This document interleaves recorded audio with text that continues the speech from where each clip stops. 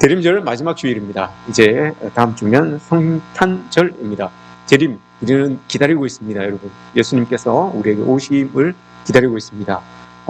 그런데 우리가 계속해서 뭔가를 준비하면서 기다리고 있는데 오늘은 여러분 본문 제목이 뭡니까, 여러분? 다이어트하며 기다림입니다. 다이어트하며 기다림. 살 좀 빼십시오, 여러분들 다. 좀 살 좀 빼십시오. 이렇게 나는 뺄 살도 없는데 생각하시는 분들도 계시겠죠. 그러나 오늘 본문 제목이 다이어트하며 기다림입니다. 과연 어떻게 살을 일주일 동안 뺄까 한번 고민해 보시기 바랍니다. 여러분, 우리가 열처녀 비유, 마태복음 25장에 나오는 열처녀 이야기를 잘 압니다. 신랑을 기다리는 그 신부의 모습을 보면서 뭘 이렇게 준비해야 되겠습니까? 라고 하는 것을 우리가 생각할 수가 있죠. 신부들은 신랑을 기다리면서 많은 것들을 준비합니다. 화장도 예쁘게 할 것이고, 드레스도 예쁘게 입을 것이고, 예물도 준비할 것이고, 많이 준비하는 것들이 많아요. 그죠? 그러나 본문 마태복음 25장에서는 보면 신랑이 또 예수님께서 원하셨던 그 신랑이 원하셨던 것은 예쁜 드레스도 아니고 예쁘게 화장하는 것도 아니고 많은 예물도 아니었습니다. 기름이었습니다. 기름을 준비하는 것이었습니다. 그러니 주님이 원하셨던 것과 신부가 생각하고 있었던 것이 뭘 준비하는가가 좀 달랐다는 것을 우리가 알 수 있죠. 신부들은 이것을 준비하였지만 정작 원했던, 신랑이 원했던 것은 기름이었다는 것을 우리가 압니다. 대림절도 마찬가지입니다, 여러분. 성탄절을 맞이하면서 여러 가지로 우리가 마음이 들뜨고 또 기뻐서 이것저것 준비하지만 정작 주님께서 준비하기를 원하시는 것, 이게 도대체 뭘까? 그리고 이걸 우리가 알아야 된다는 거죠. 우리는 우리의 내키는 대로, 우리의 마음대로, 우리의 기분대로 뭔가를 준비하겠지만 하나님께서 원하시는 그 준비하심이 있을 것이라는 거죠. 제가 사진을 하나 보여드리겠습니다. 여러분들 스스로 한번 체크해 보십시오. 그리스도인이라면 반드시 있어야 할 3가지 체험. 첫 번째는 예수님을 만난 체험. 두 번째는 하나님이 함께 하신 구체적인 체험. 이건 간증을 이야기하는 겁니다. 간증. 나에게는 어떤 간증이 있습니다 라고 하는 것, 간증을 이야기하는 것이고, 세 번째는 한 영혼을 깊이 사랑한 체험. 이 3가지입니다. 여러분들 한번 체크해 보십시오. 3가지 중에서 나는 몇 가지가 있는지. 이 그리스도인이라면 이거 다 있어야 되는 거예요. 3가지가 다 있어야 됩니다. 예수님을 만난 체험, 하나님이 함께 하시는 구체적인 체험, 간증, 삶에 대한 간증이 있어야 되는 것이고, 그리고 세 번째는 한 영혼을 깊이 사랑한 체험입니다. 여기서 세 번째, 영혼을 깊이 사랑한다라고 하는 저 깊이라고 하는 말은 끝까지입니다. 끝까지 덮어주고 포용해주고 용서해주고 사랑해주고 하는 것, 이게 나에게 있냐, 그리스도인인 나에게 저게 있냐라고 하는 겁니다. 이걸 야고보 선지자는 이렇게 이야기를 하죠. 행함이 없는 믿음은 죽은 믿음이다 라고 이렇게 이야기를 합니다. 세 번째 적은 여러분, 행함이 있는 믿음, 내가 행함으로 인하여서 내려줘도 됩니다. 행함으로 인하여서 나의 믿음을 보여주는 것, 이걸 세 번째 것이라고 이렇게 이야기를 합니다. 예수님을 만났고, 여러분 첫 번째는 다 있잖아요. 예수님을 만난 체험은 다 있잖아요. 그죠? 두 번째 것도 여러분 다 있을 거예요. 예수님을 만남으로 인하여서 내가 예수님과 동행하면서 하나님이 나를 도와주신, 또 하나님이 나에게 역사하신 그 간정들이 있을 것이란 말입니다. 근데 세 번째 것, 그거 2개로, 첫 번째, 두 번째 거로 끝나면 안 되고 그것이 세 번째까지 가야 된다는 거죠. 끝까지 그걸 가지고, 첫 번째, 두 번째 것을 가지고 세 번째 것까지 끝까지 갈 수 있냐, 이걸 이제 우리가 봐야 된다는 거죠. 여러분 한번 생각해 보십시오. 이스라엘 백성들, 지난 시간에 우리가 이스라엘 백성들을 생각해 봤는데, 이스라엘 백성들은 하나님을 만난 체험이 있습니다. 첫 번째 이야기, 그죠? 첫 번째, 그리스도인들이 가지고 가야 될 세 번째, 3개 중에서 첫 번째 것, 이스라엘 백성들에게 있었잖아요. 그들은 늘 말합니다. 우리의 조상인 아브라함이 하나님을 만나서 하나님과 언약을 맺은 사람입니다. 그 언약을 연계 이어서 그 언약이 우리에게까지 왔습니다. 그래서 우리는 그 하나님으로부터 구원받은, 하나님을 믿는, 하나님을 만나서 구원받은 그 구체적인 사람들입니다 라고 하는 이 첫 번째 고백이 있어요. 이스라엘 백성들은. 두 번째 고백도 마찬가지죠. 체험입니다. 구체적인 체험.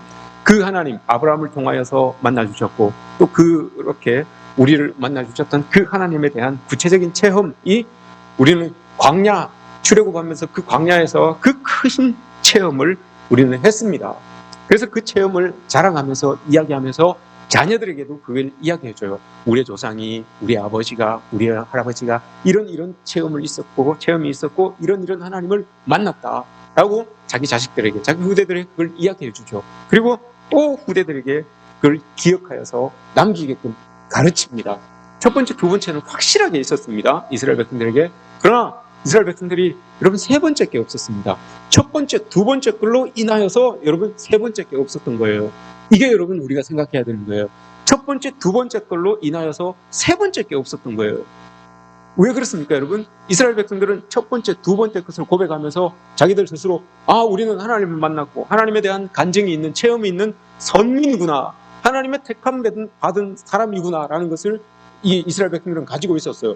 그러다 보니 여러분 그것이 세 번째 거로 나아가는데 벽이 되었어요. 담이 되어버렸어요. 선민이라 생각하니까 하나님이 우리를 선택하여 주셨으니 우리가 하나님께 선택받은 백성이다 보니 그런 생각을 가지고 있다 보니 여러분 이게 오히려 한 영혼을, 다른 영혼을 깊이 사랑하는 곳으로 나가는 것이 아니라 저 사람들은 이방 사람들, 저 사람들은 구원받지 못한 사람들, 저 사람들은 원수, 이렇게 해서 담을 딱 쌓게 된 거예요. 첫 번째, 두 번째 모습이 여러분 강하다 보니까 그걸 가지고 세 번째 모습으로 쭉 나가야 되는데 그게 담이 되어서 오히려 세 번째 과정으로 나가지 못하게 하는 그런 모습이 이스라엘 백성들에게 있었던 거예요. 오히려 사람들과의 관계 속에서 이게 갈등만 더 만들어내는 그런 모습이 된 거죠. 그러다 보니 영적인 불구자의 삶을 이스라엘 백성들은 살았어요. 첫 번째, 두 번째 것은 너무나 강하여서 자랑하고 보존하려고 했지만 그것으로 인하여서 오히려 세 번째로 나아가는 것이 딱 가로막혀져 있는 그런 불구, 한 곳을 사용하지 못하는 그런 불구의 모습으로 이스라엘 백성들이 살았던 것을 우리가 보죠. 그럼 오늘 본문은 그겁니다. 멀리 이스라엘 백성들을 볼 필요가 없다는 거죠. 가까이 우리를 보자는 거예요. 여러분 우리는 첫 번째 모습이 있습니다. 두 번째 체험도 있습니다. 그걸 가지고 세 번째로 우리의 모습이 쭉 나아가느냐 이 말이죠.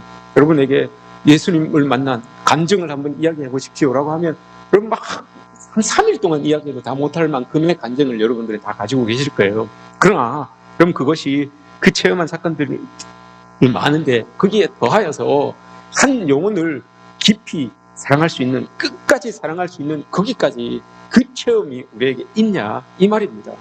이걸 여러분들에게 묻는다면 어떻게 대답하시겠습니까, 여러분? 우리 모두에게 동일한 질문을 던진다면 어떻게 여러분 우리가 대답할 수가 있겠습니까? 이 세 가지가 여러분 그리스도인들에게 있어야 된다는 말입니다. 첫 번째, 두 번째는 확실하게 있잖아요. 근데 여러분 세 번째 거, 한 영혼을 향하여서 깊이 지금 사랑하고 있는지, 아니면 어떤 껄끄러운 관계 속에 있는 누가 있으면 그럼 이 세 번째가 없다는 거예요. 내가 생각하기에 아직까지 해결되지 못한 누구와의 관계가 있다면 이 세 번째까지 못 갔다는 거예요. 그러면 여러분 어떻게 되는 겁니까? 나는 세 가지가 완벽하게 갖춰져야 되는 그리스도인이지만 한 가지가 갖춰지지 못했다면 우리도 이스라엘 백성들처럼 불구자, 영적인 불구자의 모습이 우리에게 있다라는 것을 오늘 말씀이 우리에게 보여줍니다. 왜 여러분 이 서두에 이런 이야기를 하느냐라고 하면 모두가 다 여러분 끝까지 사랑하는 거, 한 영혼을 끝까지 사랑하는 거, 첫 번째, 두 번째는 잘하는데 끝까지 사랑하는 이걸 여러분 잘 못해요. 모든 그리스도인들이 다 그렇습니다. 저도 그렇고요. 모두가 다 이런 부분들이 있어요. 그 이유를 찾아보면 여러분 단순합니다. 왜 우리는 하나님을 만났고 하나님에 대한 간증도 있는 사람들인데 한 영혼을 끝까지 왜 못 사랑할까? 끝까지 용서하지 못하고 끝까지 왜 포용하지 못하고 그들을 왜 감싸주지 못할까? 그 이유는 여러분 단순합니다. 예수 그리스도라고 하는 생명이 우리 안에 잉태되어 있지 않기 때문에 그래요. 예수님을 만났고 간증도 있고 한데 그 만난 예수님이 우리 속에 계속 잉태되어서 이게 여러분 자라서 출산하지 않았기 때문에 여러분 우리가 세 번째까지 못 나가는 거예요. 우리 안에 아기 예수님이 잉태되지 않으니까 그 예수님의 사랑이라고 하는 그 힘이 우리 몸에서 드러나지 않는 거죠. 복음을 잉태하지 못했기 때문에 그 복음의 힘으로 드러나는 사랑의 힘이 우리의 삶 속에서 적나라하게 드러나지 못하는 겁니다. 이유는 너무 심플해요. 우리 안에 하나님이 잉태되어 있으면, 예수님이 잉태되어 있으면 분명히 자랄 것이고 복음으로 자랄 것이고, 그 자란 예수님이 우리의 삶으로 당연히 힘을 내면서 드러나는 거예요. 그러나 그게 안 드러나는 것은 내 안에 잉태되지 않은, 예수님이 잉태되지 않았다는 거예요. 그걸 오늘 본문이 말씀해 주고 있는 거예요. 생명이 잉태되지 못하는 이유 중에 하나가 여러분 자궁유착이라고 합니다. 자궁유착.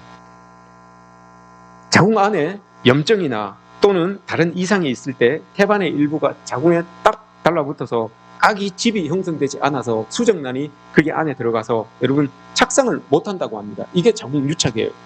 자궁유착이라고 하는 것은 여러분 우리의 몸에만 일어나는 것이 아니라 우리의 영적인 부분에도 이 유착이 일어나요.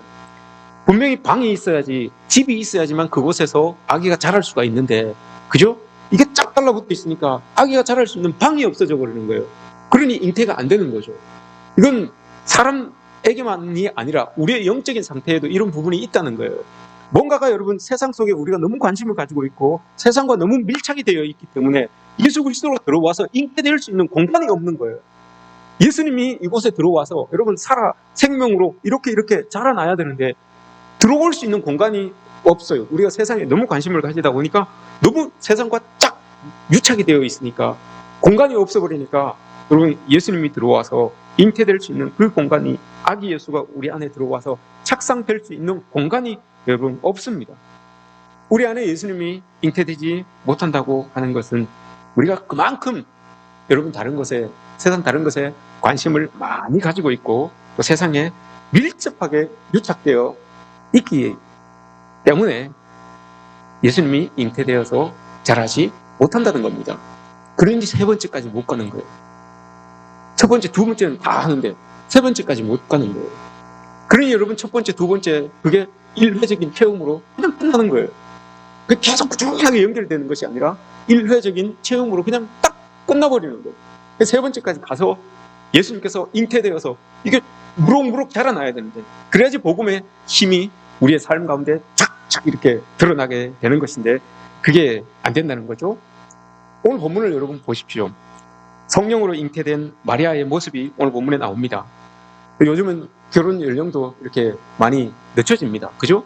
결혼 정년기라고 하면 옛날에는 막 15세, 16세 어르신들 때는 15세, 16세 때도 있고, 저 때만 해도 27세, 28세 그때 결혼 정년기였어요.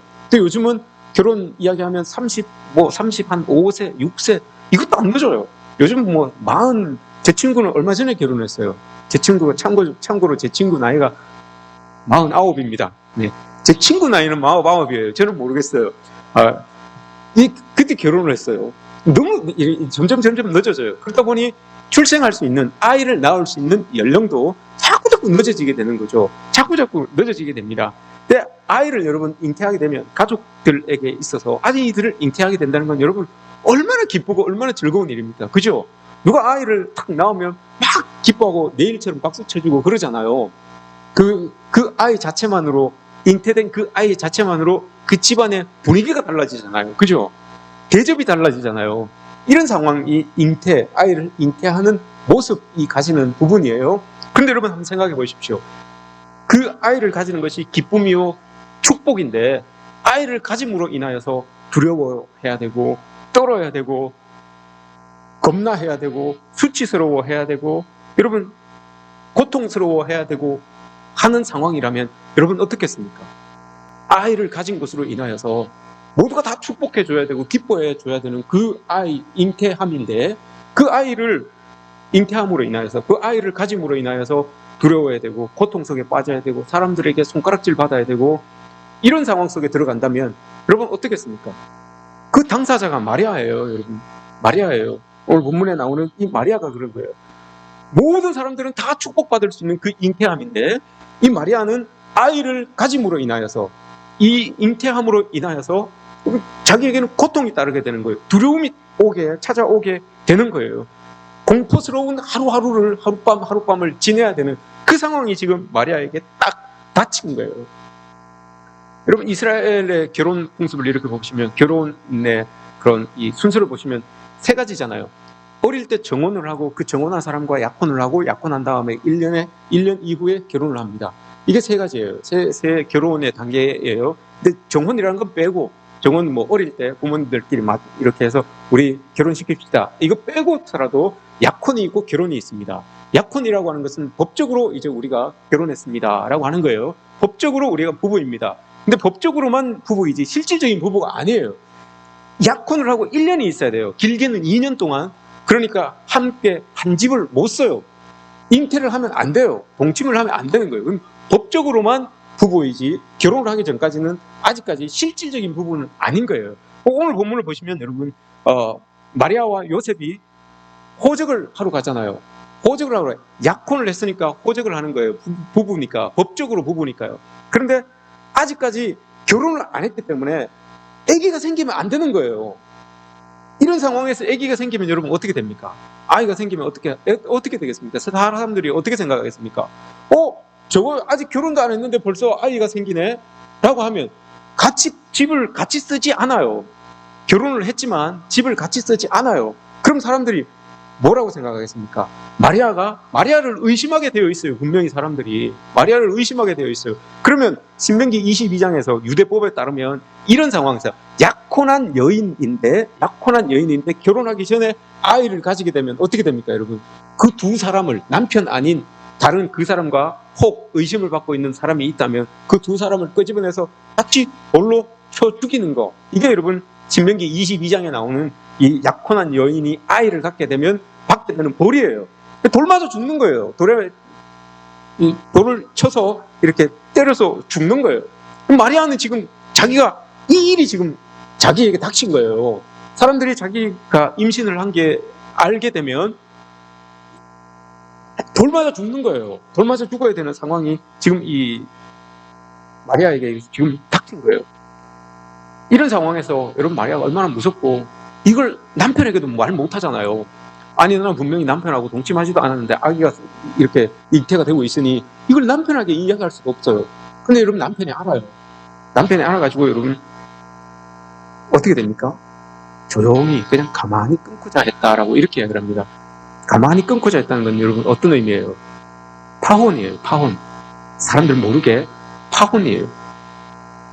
그렇게 지금 요셉이 마음을 먹고 있었다라고 이렇게 이야기를 하잖아요. 한번 보십시오. 이런 지금 이 마리아가 공포스러운 상황에 자기 속에 아이를 잉태하고 있습니다. 공포스러운 가운데, 두려움 가운데 사람들에게 막 이렇게 수치를 당해야 되는 그런 상황 속에서 아이를 가지고 있어요. 이런 상황을 보면서 여러분 그런 질문이 안 듭니까? 왜 하나님은 이런 일을 연출하셨을까? 하나님 능력이 없는 분도 아닌데 왜 하나님은 이렇게 일을 연출하셨을까? 옛날에 제가 교회에 있을 때 여러분 이 성경 공부를 하잖아요. 성경 공부를 하면 남성분들 성경반이 있고 여성분들 성경반이 있었어요. 남성분들 성경 공부를 하는데 직구전 남성 집사님이 한 분 계셨는데 그분이 이제 오늘 본문을 가지고 이렇게 마태복음을 쭉 공부해 가다가 이 본문을 딱 때렸어요. 근데 그분이 이런 질문을 한 거예요. 이제 서로 이야기하면서 제가 그랬죠. 야, 하나님은 왜 이렇게 이런 상황을 연출하셨을까요? 왜 이렇게 이야기를 했어요. 저도 이해가 잘 안 되니까. 저도 이해가 안 돼서. 그 집사님도 마찬가지였어요. 그분이 이렇게 이야기를 하는 거예요. 왜 하나님은 일을 자꾸 이렇게 꼬우실까? 왜 일을 이렇게 자꾸 꼬우실까? 그냥 마리아가 지금 처녀로 잉태하였는데 그럼 마리아가 얼마나 힘들겠냐. 사람들에게 손가락질 받고 의심받아야 되고 수치에 빠져들어야 되고 한데 왜 하나님은 일을 자꾸 이렇게 꼬아서 일을 하실까? 나 같으면 자기가 그렇게 이야기를 해요. 나 같으면 요셉이 임신하게 하면 되는데 남자가 임신하게 하면 그만한 이적이 어디 있습니까, 여러분? 남자가 임신을 딱 하면 한 방에 끝나는데 왜 하나님은 마리아에게 임신을 시켜가지고 사람들에게 의심받게 하고 못 믿게 하고 그렇게 하는지. 요셉이 만약에 아기를 가져가지고 배가 이렇게 부르고 막 산통을 겪고 있으면 한 방에 끝나는데 왜 하나님은 일을 그렇게 어렵게 하실까요? 이렇게 이야기를 하시더라고요. 참 상상이 아주 풍부하신 분인데 그럼 뭐 제가 뭐라고 대답을 하겠습니까? 그 창세기에서 3장에서 이야기한 거 여자의 몸을 통하여서 나신 그분이 우리의 구세주가 된다라고 하는 그 예언을 이루기 위해서는 마리아가 낳는 게 맞겠죠. 제가 그렇게만 말씀을 드렸어요. 그 남자가 한번 생각해 보십시오, 여러분. 남자가 이렇게 막 불러가지고 입덧 욱욱 입덧하고 막 산통을 하면, 그럼 또 이렇게 이야기를 한 분이 또 그렇게 얘기해요. 그럼 야, 임신이 됐는데 그럼 어디로 낳냐, 이렇게 이야기하는 거예요. 또 여러분, 남자를 잉태케 하시는 분이 낳는 게 어디로 낳는 게 그건 뭐 못하겠습니까? 안 되면 입으로 토하게라도 하겠죠. 그렇게 이야기를 하시더라고요. 그래서 남자들이 여러분 아주 상상력이 아주 뛰어나요. 그러면 되잖아요. 그렇게 하시면 되는데 왜 하나님께서는 그 마리아를 힘들게 하시냐, 이 말이죠. 그분이 아마 아내를 너무너무 사랑하는 것 같아요. 그래서 이 마리아가 이렇게 되니까 힘들지 않겠습니까? 이런 의미로 그런 말을 했죠. 근데 보세요. 저도 그런 생각을 했어요, 여러분. 저는 그런 생각은 아니지만 이런 생각을 했어요. 왜 하나님은 만약에 그러면 마리아가 저렇게 잉태를 하게 되면, 저는 생각하기를 마리아와 요셉이 같이 있을 때 하나님이 나타나셔서 천사를 보내셔서 이야기해 주셨으면 됐을 텐데, 왜 마리아 혼자 있을 때 이야기를 해가지고 요셉도 의심하잖아요. 요셉도 의심해가지고 요셉이 가만히 끊고자 했어요. 나는 분명히 하룻밤을, 첫날밤을 지우지 않았는데 아내가 잉태를 하게 되니까 요셉이 못 믿었어요. 근데 요셉이 의로운 사람이에요. 그래서 막 떠들고 다니지 않았어요. 조용히 가만히 끊고자 했어요. 왜냐하면 그래도 이 요셉이 마리아를 사랑해서, 내가 또 사랑했던 사람인데 저 사람이 돌 맞아 죽고 하는 건 이게 원치 않잖아요. 그래서 그냥 조용히 끊고자 했어요. 요셉이 그런 마음이 있었어요. 그런데 같이 있는 자리에서 같이 이야기해 주었으면 여러분 얼마나 마리아에게도 힘이 됩니까? 딴 사람들은 다 못 믿어도 내가 사랑하는 그 사람, 그 남자만 나를 믿어준다면 이 어려운 상황 견딜 수 있잖아요. 마리아가 견디고 이겨낼 수가 있을 텐데, 요셉에게도 이야기하지 아니하고 마리아에게만 딱 이야기를 해놓으니까 나중에 이제 그 시간차가 있어요, 여러분. 나중에 요셉이 마음을 딱 먹고 이제 이혼해야 되겠다, 파혼해야 되겠다라고 생각하고 있을 때, 그때 성령이 찾아가셔서 이야기를 해주시잖아요. 진작에 같이 이야기해 주실 거면, 진작에 같이 있을 때 이야기를 해주셨으면 마리아가 힘을 얻고 그래도 그 어려운 상황을 이겨내고 나갔을 텐데 라고 하는 그런 생각을 제가 한번 해봤습니다. 지금도 저는 그런 생각을 해요. 같이 있었을 때 이야기를 해주셨으면 더 힘이 되고 기댈 수 있었을 텐데 하는 그런 생각을 해봅니다. 근데 왜 여러분이 이런 상황을 만들었겠습니까? 왜 이런 상황을 하나님께서 만드셨을까요? 교훈이 있습니다, 여러분. 우리에게 던지는 교훈이 있습니다. 약혼한 사람이 의심을 합니다. 그죠? 관계가 깨어졌어요. 나는 파혼해야 되겠다라고 이 약혼한 남편이 그렇게 생각을 하고 있어요. 그래도 여러분, 요셉이 그래도 이 마리아를 생각해서 가만히 끊고자 했잖아요. 둘 다 여러분, 이 사회적으로 지금 위협이 되고 있습니다. 사회적으로 위협이 되고 있고, 또 마리아에게는 여러분 수치심이 막 생겨요. 공포가 있습니다. 두려움이 있을 겁니다. 이게 드러나게 되면, 사람들에게 드러나게 되면 얼마나 내가 수치스럽게 되는지, 아니면 돌 맞아 죽어야 되는 그 공포 속, 그 두려움 속에 여러분 있게 되죠. 그런데 여러분, 어떻게 아기 예수를 잉태할 수 있었을까요? 그 두려운 상황에서, 그 공포스러운 상황에서, 그 수치스러운 상황에서 억울한 마음은 없었겠습니까, 여러분? 아니, 하나님은 나의 의중도 물어보지 않고 그냥 일방적으로 저렇게 잉태를 하게 하시면 어떡하나, 이런 억울함도 있었을 겁니다. 억울함도 있죠, 수치심도 있죠, 공포도 있죠, 두려움도 있죠. 이 상황이 여러분 아기 예수를 잉태하게 합니다. 수치스럽지만, 두렵지만, 모든 것이 다 끝나는 것 같지만 그걸 여러분 마리아가 감싸 안아요. 그래서 여러분 예수님이 마리아를 통하여서 잉태가 되는 겁니다. 생명이라고 하는, 예수 생명이라고 하는 것이 여러분 그 마리아의 상황 속에 잉태가 되는 거예요. 수치스럽기도 하고, 드러나게 되면 수치스럽기도 하고, 두렵기도 하고, 공포스럽기도 하지만 그걸 마리아가 다 감싸 안으니까 여러분 예수 생명이라고 하는 것이 잉태가 되는 겁니다. 억울한 것 때문에 여러분 우리가 한번 생각해 보십시오. 억울한 것 때문에 난 못 견뎌요, 안 돼요, 나 수치심 때문에 이거 드러나면 얼마나 이게 수치스럽습니까? 난 안 돼요, 나 못해요. 그렇게 여러분 고집 부렸으면, 자기 고집 부렸으면 예수님의 잉태는 여러분 되지 않습니다. 근데 여러분 마리아가 그걸 다 내려놓잖아요. 두려움도, 고통스러움도, 수치스러움도 좀 다 내려놓아요. 그러니 요셉과 마리아에게 그럼 생명을 품을 수 있는 엄청난 축복이 주어지는 것 아니겠습니까? 우리 일생도 여러분 마찬가지입니다. 우리가 살아가는데 힘든 것 중에 관계입니다. 힘든 것 중에 하나가 관계예요. 물론 뭐 경제적인 어려움도 있고 건강의 어려움도 있겠지만 그래도 뭐니 해도 여러분 관계가 틀어지게 되면 굉장히 힘듭니다. 부부관계든 자녀와의 관계든 직장 동료와의 관계든 교회 안에서 성도들 간의 관계든 간에 그러면 이게 틀어지면 엄청나게 힘들어요. 교회 오는 게 스트레스고요. 신앙생활 하는 게 버거워요. 가정생활도 마찬가지예요. 부부가 여러분 틀어지게 되면 집에 들어가는 게 싫어요. 얼굴 보는 게 싫어요. 우리가 그렇다는 게 아니에요. 우리 부부가 그렇다는 게 아니고 일반적인 게 있어요. 그런 게 있지요. 이런 여러분 관계가 틀어지는 이유를 거슬러 올라가면 두 가지예요. 아주 여러분 단순한 것 때문에 그래요. 뭘까요, 여러분? 억울해요. 수치스러워요. 이것 때문에 틀어지는 거예요, 여러분. 딴 게 없어요. 왜 억울합니까, 여러분? 아니, 난 나름대로 내가 한다고 했는데, 난 나름대로 내가 잘한다고 열심히 했는데, 왜 사람들이 나를 잘못했다고 그러는 거냐? 억울한 거예요. 난 열심히 내가 한다고 했는데, 이거 시켜서 이렇게 했고, 저거 시켜서 이렇게 했고 했는데, 왜 나보고 잘못했다고 그러냐? 이거 오직 억울한 거예요. 그리고 그 억울함도 있을 뿐더러, 뭔가 잘못한 거에 대해서 이야기를 하면 여러분, 수긍하면 돼요. 아, 그럼 내가 좀 잘못했구나. 근데 여러분 그걸 수긍하지 못해요. 잘못했다고 인정하는 것을 수치스럽게 생각해요. 내가 그래도 난데 내가 어떻게 잘못했다고 이야기하냐. 내가 어떻게 미안하다고 이야기하냐. 그걸 여러분 수치스럽게 이야기해요. 그러니 관계가 틀어지게 되는 거예요. 그러면 회복이 안 돼요. 관계가 회복이 안 돼요. 누가 잘못을 이야기하면 받아들일 줄도 알고 그것을 용서를 구할 수도 있고 용서해 줄 수도 있고 이렇게 돼야지만 되는 거예요. 근데 그게 안 되니까 자꾸 억울한 마음이 들고 그 용서를 구하려고 하니 수치스러운 마음이 들고 하니까 관계를 자꾸 틀어지는 거예요. 그러면 여러분 안 되는 거예요. 그러면 생명이 잉태가 안 돼요. 마리아도 그랬잖아요, 여러분. 그 수치스러움, 그 억울함, 그걸 나 안 돼요. 난 쳤는데 안 돼요. 라고 했으면 예수 생명이 여러분 잉태되지 못해요.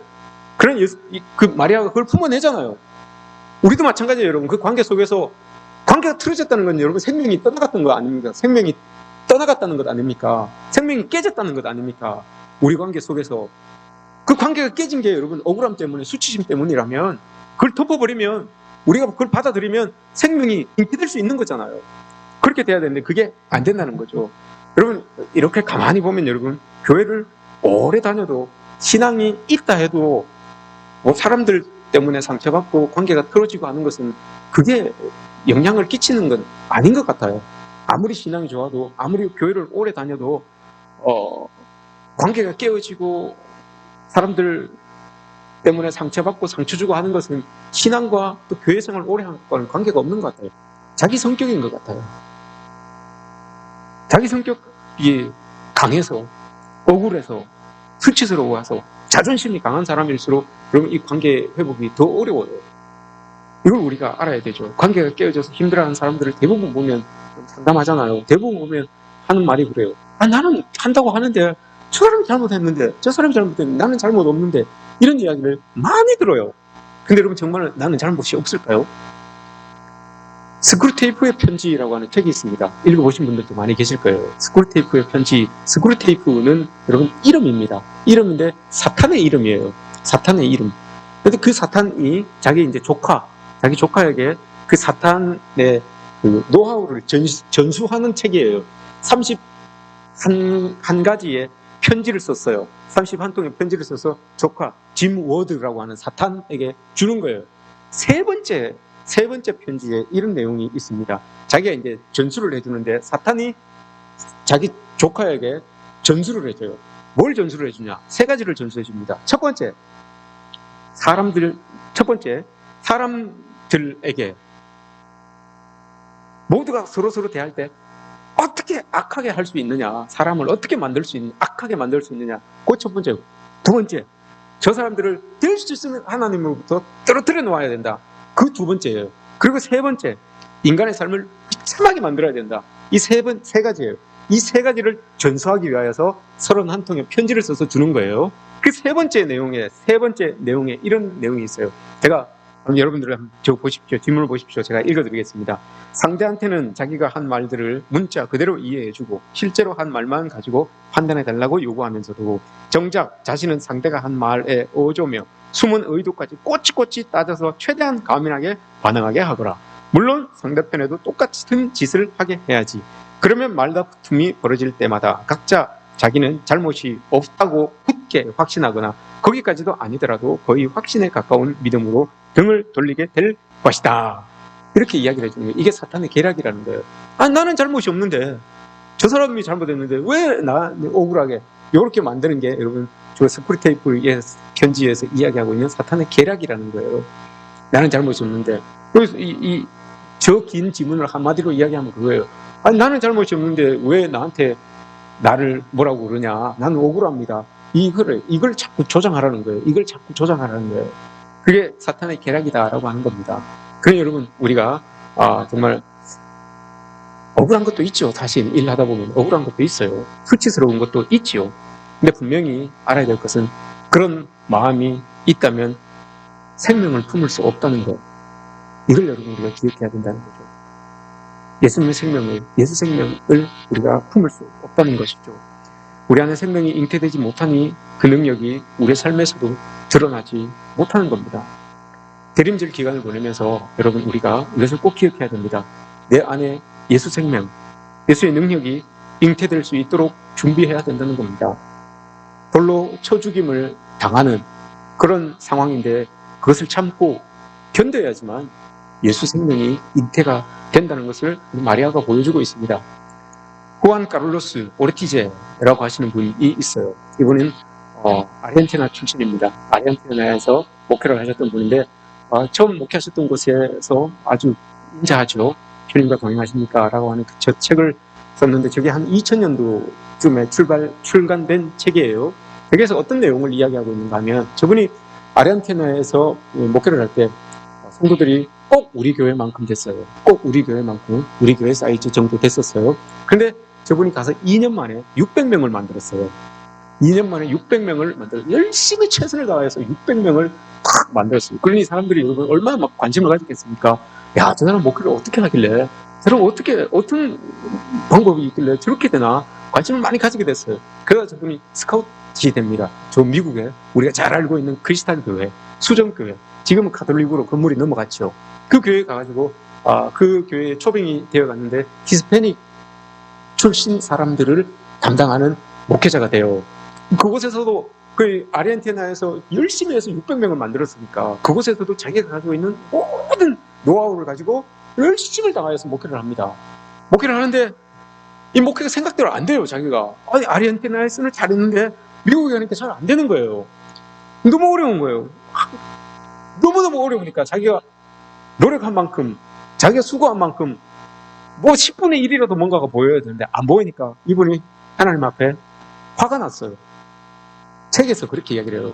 화가 나가지고 하나님 앞에 떼를 쓰기 시작합니다. 하나님께 대들어요. 기도하면서 하나님, 내가 멋진 조직도 갖추고 최선을 다해서 열심을 다해서 하나님의 복음도 증거하고 노력했는데 이게 뭡니까 도대체? 복음이 전해지지가 않습니까? 이게 도대체 뭡니까?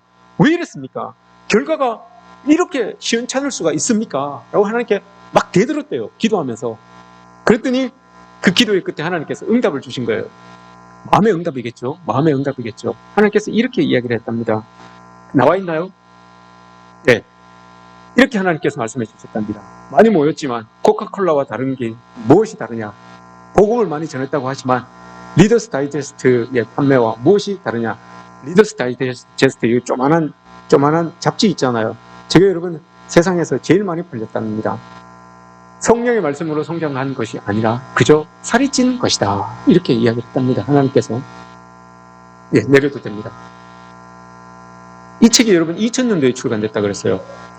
2000년도에 이 책이 출간되면서 교계에 이런 단어가 등장을 했습니다. 그 전에는 교회가 인원이 많아지고 예산이 많아지고 교회 건물이 커지고 이렇게 하면 대부분 다 성장했다, 부흥했다라고 이렇게 이야기를 했어요. 근데 이 책이 출간되고 난 다음에 어떤 용어가 나왔는가 하면 살쪘다라는 용어가 나왔어요. 교회가 살쪘다.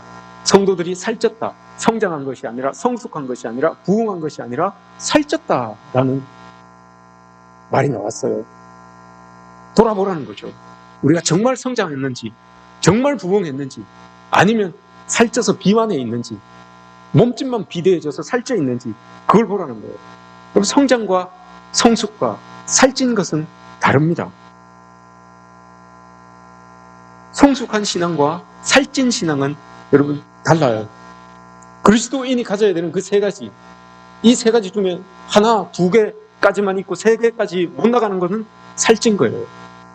세 개까지 나아가야지만, 세 번째까지 나아가야지만 여러분 성숙이라고 하는 것, 성장이라고 하는 것, 부흥이라고 하는 것을 우리가 이야기할 수가 있어요.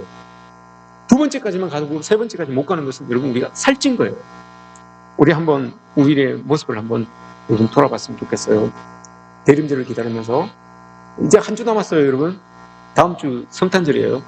다음 성탄절 때는 여러분 날씬한 모습으로 여러분들이 다 나오셔서 예배 드렸으면 좋겠습니다. 날씬한 모습으로 나오셔서 하나님, 제가 일주일 동안 살 좀 뺐습니다 라고 하면서 그렇게 딱 이렇게 교회 나오실 때 서로 이렇게 붙잡아 줄 수 있도록, 너무 살을 빼서 날려가지 않도록 서로 붙잡아 줄 수 있도록 그렇게 여러분 우리가 나왔으면 하는 그런 마음이 참 많습니다. 세 번째까지 나가는 게 여러분 어려워요. 제가 정책당회를 준비하면서 올해 우리 교회에 등록하신 분들이 몇 분이 계실까? 17분이 계셨어요.